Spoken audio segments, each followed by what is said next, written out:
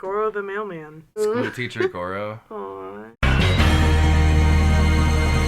Fatality.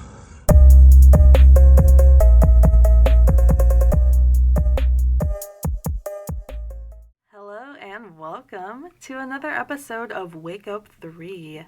We are your hosts, Molly. And this is Cam. Cam, I'm going to hit you with a mix-up. All right, Can you read it? We'll see if I can read this mix-up. Okay, so everybody has their favorite fighter in these games. Today I'm going to put you in that tough position to shut down a character and keep them out of Mortal Kombat 1. So you're going to break some hearts. Who are you not letting on this roster? Not letting in as DLC? No, nothing. No, nothing. Are they going to give hints and give those fans hopes over time or anything? Maybe. Is it going to be one of those like, oh, I think they'll make it, and then they never end up making it? Kind of like... Yeah. Who am I going to force to sit out?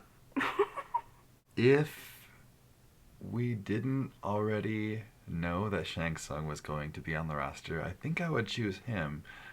I just don't enjoy fighting against him, and I don't enjoy his playstyle in general, so I don't need him. Okay. But someone that we don't know yet, I'm going to say Jade. Just because in MK11 I ran into so many Jades online that I just did not enjoy fighting. All right. Mix-up complete. Mix-up handled. We are moving into the episode now. We are talking about the MK1 gameplay trailer that was released 1 week ago today. It was released last Thursday. That was June 8th at the Summer Game Fest kickoff in LA.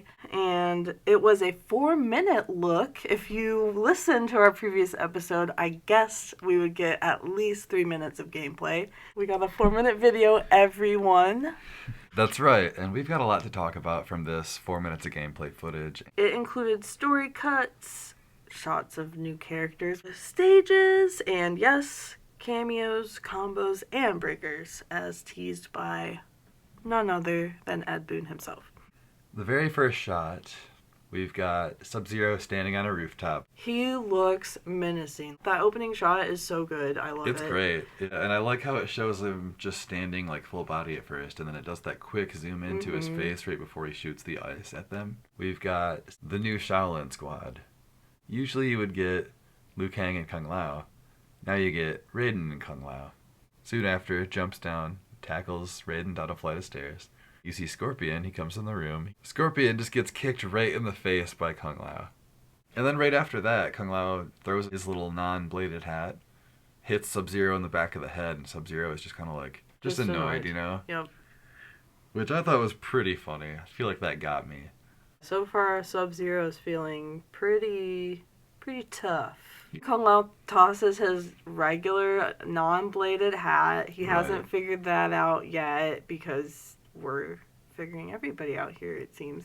We have to address Kung Lao's new look. Yeah, Street Kung Lao. Yeah, he looks a little bit more street. Yeah, he's got his jeans. He's wearing, he's got a hoodie and then just a little vest over the hoodie. Mm-hmm. I think it's cool. I kind of like it.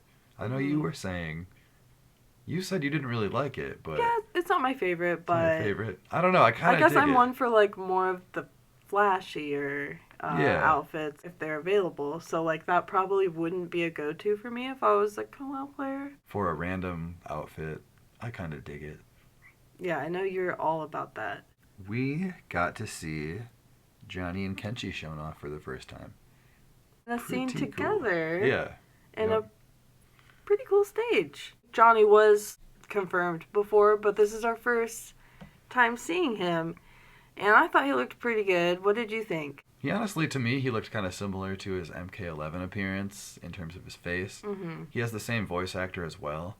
I think the stage looks great. It seems like his personality's back based on some of his interactions with characters. They show him flipping off someone. We can't see who it is based on the cut in the trailer. Right.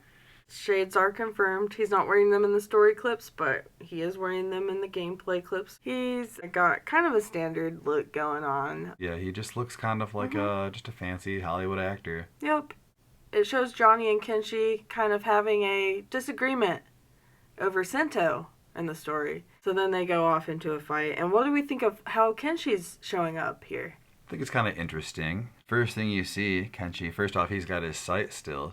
And in addition to that, he's dressed a little bit differently from anything we've seen before. He's got tattoos that you can see on his hands. Interesting to see where the story takes him and see what his origins are in this version of it. In MK11, we didn't really get a whole lot of Kenshi, but you could find him in the crypt if you can recall. Though I think both of those characters are looking good. They didn't show a whole lot of either one of them in terms of moveset, but we did get to see one of Johnny's throws, and I really liked the throw. Right after he slides on his knees and trips the opponent while they're still in the air, he kicks them in the nuts and sends them flying away. And that is very Johnny. So for a back throw, I thought that was pretty cool. But for Kenshi, you get a lot more. You see his ghost that he's got out, his like Sento spirit thing.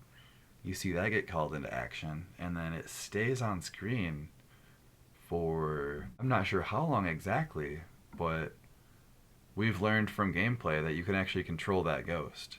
I would say overall it's a pretty good upgrade to the Kenshi that we all know. In Johnny's stage, in his mansion, there's a couple fun details. One is Johnny likes to keep his temperature right at a nice 72 degrees. And then also, Johnny likes to keep it clean. Even when he's flooding his living room with blood splatters, he's got to keep his Roomba going. So you can see the little robot vacuum just cleaning up around the fight line when you're in there. There's no more stage interactables. Those are gone. And that's a bummer because the very first thing I said when I saw that Johnny Cage mansion was, man, I can't wait to see what the stage interactables are going to be in this place. I bet they're going to be really fun. Chucking trophies at people, jumping off his little diving board and going full screen to get away from somebody. Nope. It looks great, so... Yeah, we'll take it. We'll take it. Looks like they showed off about 6 stages already at least. They also showed off some sort of Edenian garden. And I want to say you can see Sindel in a throne in the background. Those stages can be switched from 2 different aesthetics. Daytime, and then some of them are like a sunset or night. Right. So, yeah, that'll be really cool and fun. Cool. I wonder if it'll be an every stage thing or if it'll be more like a Mortal Kombat 10 where was just certain stages, like the Jinsei Chamber. It could be the infected Jinsei Chamber. Same with the infected Deadwoods.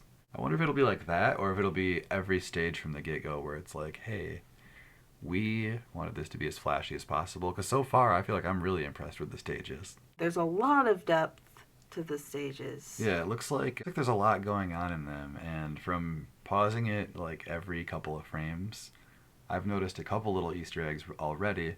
Sure, some of you have seen it. But in the tea house, you can actually see a poster of Su Hao. It's still his old PS2 render. They haven't updated that or anything, but I thought it was pretty crazy that they're showing him off. Just a tiny, just a mention kind of thing. But the fact that he's there was kind of interesting, I guess. And then just underneath that is a framed photo of young Kano and older Kano from the MK11 story. So almost makes it seem like they're frequenters of this tea house. Yeah, and it makes you wonder how frequent patrons of this tea house. And that's kind of weird to me. It's kind of confusing. I don't know what 2 Kanos would be doing involved in an area that Liu Kang would be a part of, and I don't know why they would be welcomed either. Right. So, well, that's a weird one for me. Maybe that's a detail that won't remain. Maybe it'll be an early game detail that was just for fun. But we'll see. I am happy to see the stage option return. As you mentioned, it was part of MKX for select stages, but that was not an option in MK11. And I kind of miss that. I like those little details. It seems like there are a lot of MKX things that are going to be returning, speaking of that. From the character select layout being on the bottom again, to me, the font looks kind of out of MK9 a little bit. It looks like the font is very MK9. It does lean into more of that orange and yellow aesthetic. Yep, for sure. And speaking of MK9, there's also the little character portrait in MK1 at the top by the health bars now. And that's like straight out of MK9 where it just shows the little character's face below the health bar. Just a little fun thing to see. It's something I've always enjoyed, just seeing your little character on there. So let's talk about all of the gameplay and the combat that we were able to get a glimpse of. Air combos. That was the biggest thing that stood out right away, aside from cameos, of course, is Right. we have air combos, and they look crazy. What do you think about that? That looks like it's going to be a lot of fun. It looks like they're prioritizing creativity when it comes to the combos in this game, and just being able to do whatever you want to do in your combo as long as you've got the meter for it. And I think that's super cool. Why limit the player? The combos are looking good. Looks like Kung Lao has an upward dive kick that he can do out of normal grounded strings, so he can launch his opponent and then do an upward dive kick. From there, he can either go into an air string, or he can dive back down to the ground and then start another combo when they're falling. It looks like there's going to be a lot of creativity between that and then being able to call out the cameos and have them attack whenever you want to. I think we're going to be in for some long combos. Sub-Zero's got this new thing going for him where it looks like his hands are icy pretty much all the time. It looks like he's kind of iced up for all of his punches. In addition to that, he's got this new thing that he makes. Now he forms a full spinal column with a skull attached to it and just hits you with that, which I think is pretty cool. So it's a bit more brutal. It's a bit is. more, yeah, another like, wow, Sub-Zero's pretty hard. That's a detail that once I noticed what he was actually using, it's like, oh, I love that. When I saw that, I thought, that's such an obvious choice. I can't believe it's never been done before. We got to talk about how Fatal Blows are back, and they look a bit different. They don't look like the Fatal Blows that we got in MK11. They're looking more like the X-ray style, where you're just seeing that skeletal X-ray, essentially. Yeah. I like it. Yeah. I like it. I feel like it's a little bit more stylish. I think it fits. By the weekend, MK1 was being previewed by a select audience. The players could choose from Sub-Zero, Kitana, Kenshi, and Liu Kang, so 4 people off of the main roster. And they were able to play for just under an hour, get a feel for that, and they were also able to choose from 3 cameos, which were Sonya, Kano, and Jax. Yeah. One of the fun things about getting to have these gameplay previews is that we get a glimpse into the dialogue between the characters. So when you select your characters, they go into this Injustice-style clash screen where they talk to each other and have their dialogues. And a dialogue between Liu Kang and Sub-Zero gives us a big drop, and that is that Sub-Zero is Bihan in this new era. So that really clues us in to why Sub-Zero's looking really intense here. So, Bihan confirmed. Let's get back into the details of that gameplay. Basically, we're just going to share a bunch of the new mechanics and all of that. So, a big thing, if you are familiar with playing Mortal Kombat at all, you know how popular the jump kick is. And a new mechanic is being introduced in MK1 that is the up block. And this is just specifically for jump in defense, which is a brand new thing. We've never seen anything like this. It's going to add a new level to defense, but it's also going to add a new level to offense. You're going to get people that are jumping all the time still, same as usual. But I think there's going to be more of a mind game to it now, because there's going to be people that just jump in towards you expecting you to up block, and then they're gonna land right in front of you and grab you, and then you're just gonna take 12-14%, whatever, because you're just wide open after you commit to that up block. It's not something you can break out of as quickly as you could break out of just blocking normally. The mechanisms that are introduced into the new gameplay are very generous. At the same time, they require commitment. Yeah, so that's right. it's almost like a new level of gameplay in Mortal Kombat. So it's very exciting. Next up, let's talk about the meter in the game. So we have 3 bars of meter coming back once again, like MKX, another detail that throws it back to MKX. I like having a meter that's not split between being strictly offensive and strictly defensive. I like the fact that it doesn't auto-charge in Mortal Kombat 1 like it did in MK11. That meter would just come back on its own over time, so people could just turtle and get meter back. In Mortal Kombat 1, you have to earn that meter via either doing special moves or by blocking. So that's going to be an interesting thing. Meter management. So that is back on the brains of any Mortal Kombat players out there. You gotta be thinking about that meter. Yep. How to spend it, when to spend it. Do you have it? Will you get it? What are you going to spend it on? Yep. There are a lot of things you can spend meter on, it turns out. So we'll get into that coming up here. But I do want to say one more thing about meter. First hit rewards are back. Yeah, so, that's right. Yeah, you'll get 1 bar of meter for that. So each Yep. person starts with 1 bar of meter apiece. You can build up to 3, and then the first hit gets you a 2nd bar. So that way you've got that instant advantage for being on the offensive first, basically. The game does seem like it's going to reward offensive heavy play. Yeah. And it does give you the up block, which is brand new, of course, but it takes away some of the standard wake up options like the wake up 2 or the wake up 3 from MK11. You'll be using, instead of those MK11 style wake ups, you'll be using whatever special move you can put out that has armor, but that's going to take a bar of meter, I would guess. Right. So you'll be just doing like an enhanced special move to get up off the ground and get someone away from you. So you can either choose to do, a wake up special, essentially, or a delayed wake up, which is just a singular delay option. There is no variant to that. Other MKX style things that are making a return, we've got breakers. We've got now, the breakers. Ed Boon said breakers, and we have got breakers. Yep. Yeah, we've heard that it's going to be 3 bars, and in addition to having those 3 bars, you also have to have your cameo ready to go. Yes, because that's the other thing about breakers. Yeah, your cameo is the one that'll come out and assist your player character. Example, the first one we see is a Kano ball. Your character is in trouble, and then all of a sudden out of the side of the screen, Kano just flies in using his Kano ball, hits the other person away from you, and then there you are, neutral's reset. Kano goes away on his own, runs off or balls off, whatever.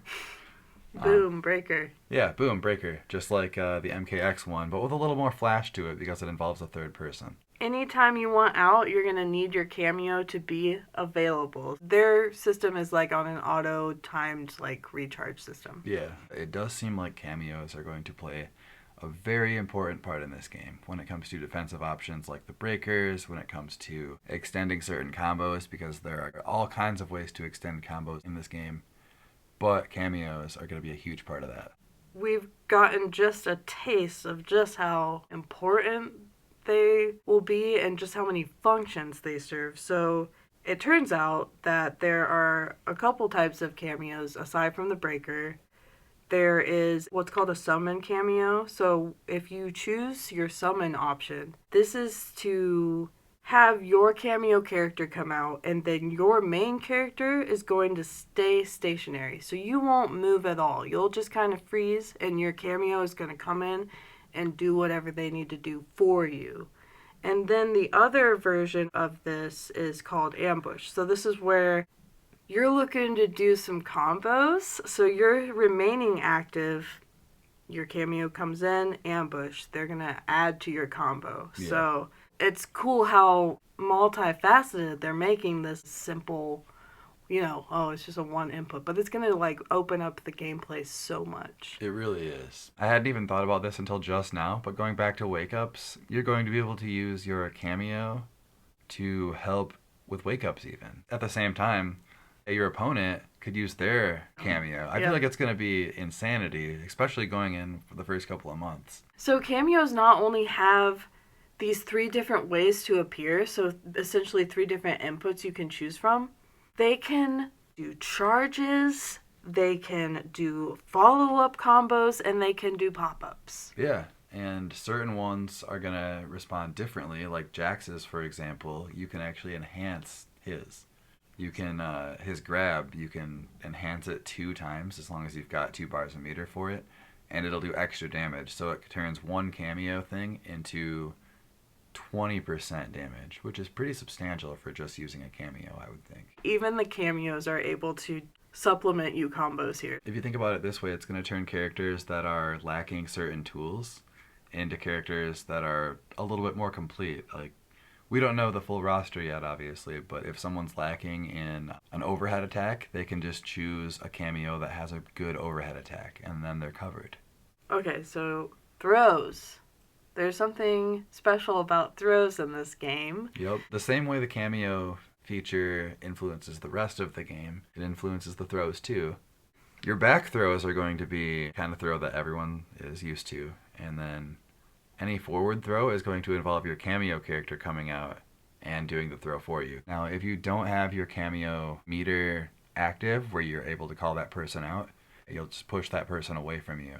So it won't do the full grab. We were able to see this in the gameplay trailer itself. We see Melina use this throw assist, and at the time we didn't know what this was until we learned about the gameplay later when people were playing it. She grabs the opponent, but she just kind of stands there and holds them, and then assist comes out, and it's a cameo that we hadn't seen yet. Striker. He is a cameo. Yeah, that's going to be his forward throw, and first off, when Striker came out, that was one of the most exciting parts of the trailer for me. I just straight up shouted, "Striker!"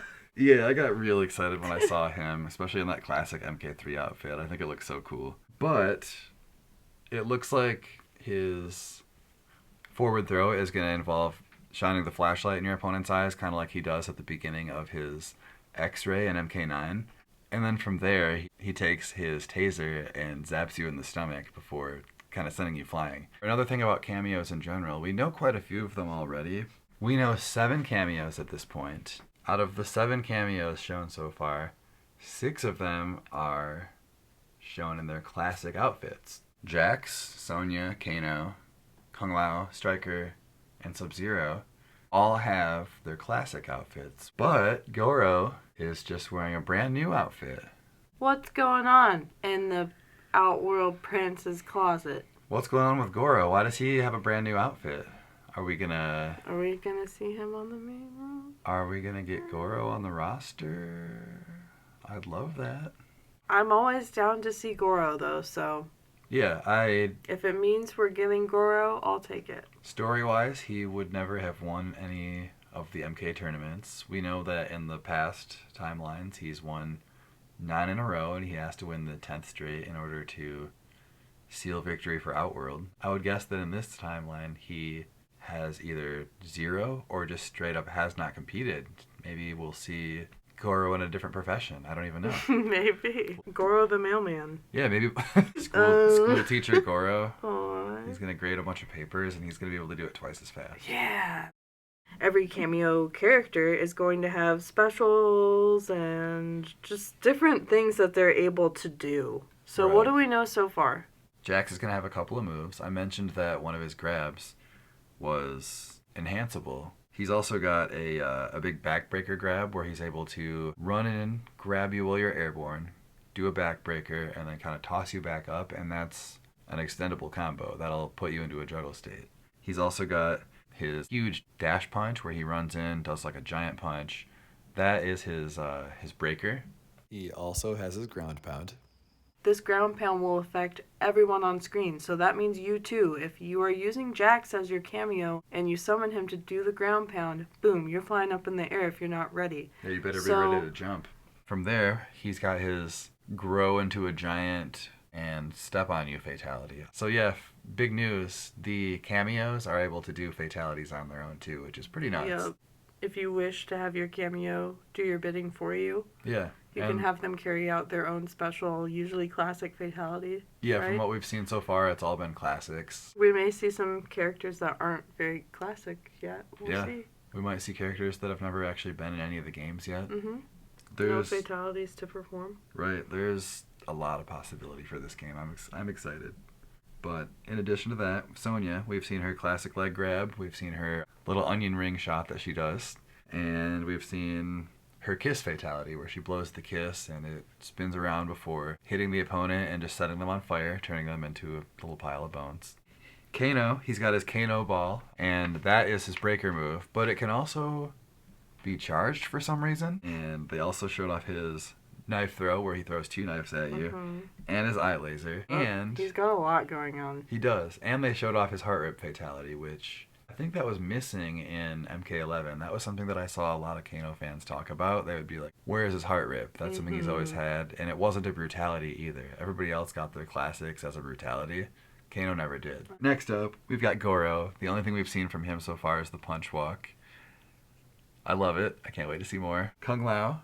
We've seen classic MK2 style Kung Lao, and all we've really seen him do so far is his spin move, which might be a little controversial because it's got a new effect to it.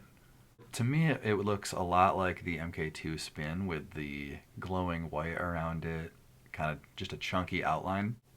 I like it. I think it's cool. I think it's a fun callback. So speaking of visuals, there was some controversy. Some people were saying that it looked really bad, or that it looked worse than MK11, were some of the things that were floating around. I could not disagree more, and I saw a lot of people defending the visuals as well, and people that were actually there in person and able to play as well were saying, yeah, you know, you guys, you've got this all wrong. Yep. The game is in development. The polish and the improved graphics are one of the last things that goes into it, because that can be improved all the way up until, you know, the day the game comes out. But right, exactly. the characters' movesets and their, you know, overall personality, dialogue lines, all that stuff is what needs to be taken care of before the final polish. So that's going to look better and better until it comes out. I feel like every trailer we're going to get, there's going to be little subtle differences where maybe next month Johnny Cage will have a different colored belt or something. You know, nothing is final until the game comes out. Yep, and we've seen it in the past as well. We've seen characters come from their rough beginnings, we'll say, into their finished products, and the changes are happening all the time. And I don't think people realize that there's a whole team of people doing this. And I feel like the team at NRS is pretty passionate about what they do. Oh yeah, they love it just as much as we do. Yeah, they geek out about this stuff just as much as we do. They're excited to see, you know, the finished product. They're excited for us to see it, all that. So Striker, I already talked about. The only thing that they really showed off for him was his throw. So I'm personally looking forward to seeing what his ambushes are and summons and all the other attacks. His breaker, I'm really excited to see what his breaker is. His fatality, I'm really looking forward to seeing Striker. But that being said, there's one final character, Sub-Zero. They didn't show any of his moves at all in terms of what he can do during the fight. Nothing.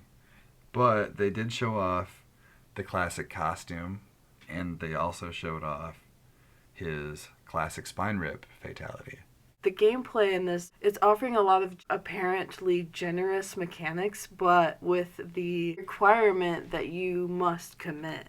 Right. So if you're worried about the cameo system maybe appearing like, oh, well, that's just going to be a singular input that someone can just bring out whenever it's recharged and that's just easy or whatever. Not so, because you can just summon out your cameo and just completely whiff over and over again. Yeah. You can. Yeah. It's not just a easy fix like, here, you do the fight for me. It's, I need to confirm that it will work. Yeah, in addition to the timing being pretty strict so far from what we've seen, and actually needing to plan out when you're using your cameo and having them come out, they will also take damage. The cameo and your character share a health bar. It's not like your cameo can be like killed or whatever. But if Kano is running out to throw knives at you, he'll run out, and if he gets hit by Sub-Zero slide or whatever, he's going to get hit, get knocked down. Your character is going to take whatever damage that slide would normally do. And then you just wasted that cameo spot and you have to wait for it to recharge. Right. You can't just be throwing it out there at random, because you're going to get stuffed for it. You're going to get punished for it. Flawless blocks are back. However, they work differently. Yeah. So now what a flawless block offers us is it will prevent chip if you land it, and the opponent meter charge will not occur.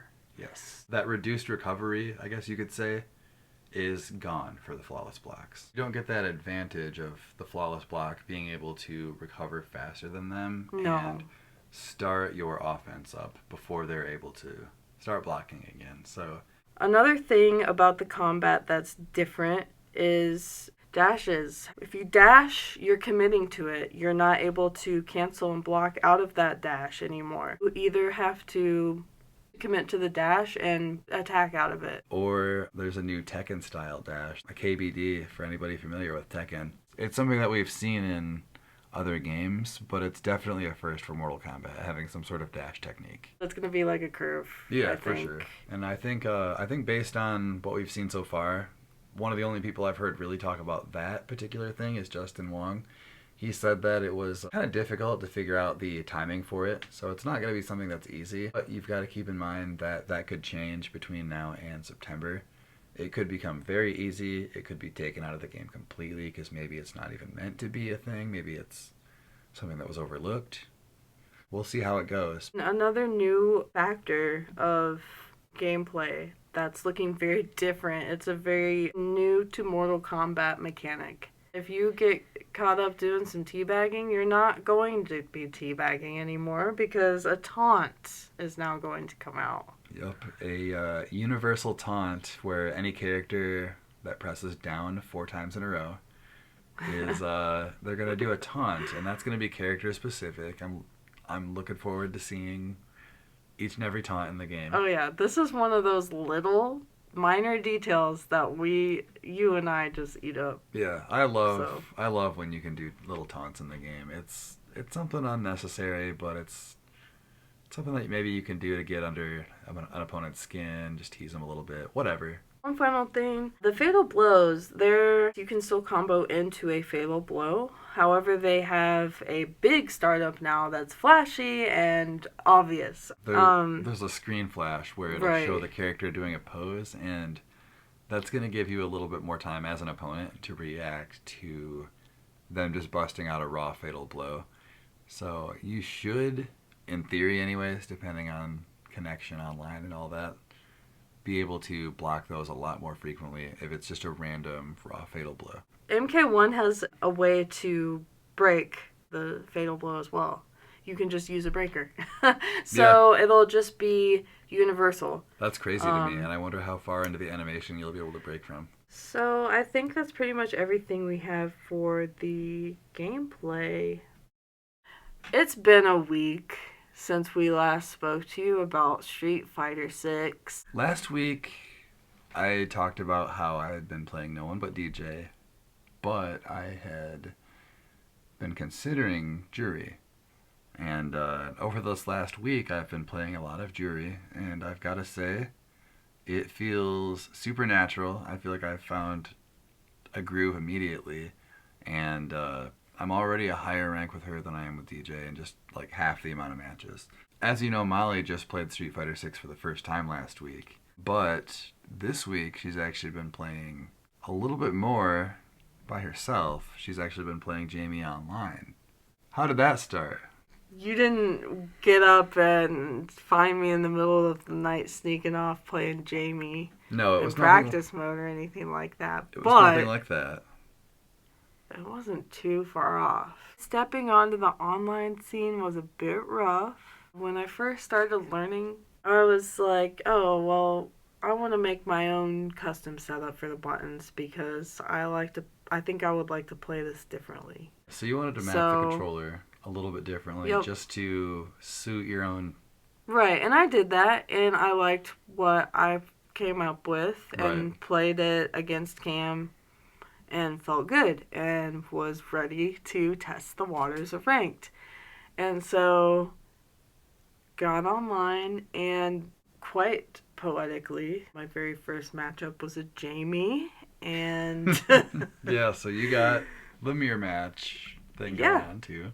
It started off bad. This isn't going the way I feel like it should be going.